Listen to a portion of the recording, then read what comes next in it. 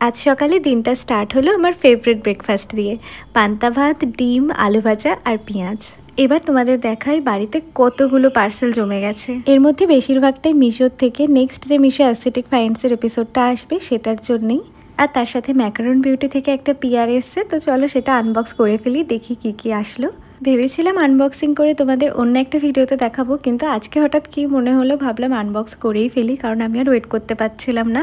আর ভীষণ দেখতে ইচ্ছা করছিল যে কি রয়েছে এর মধ্যে।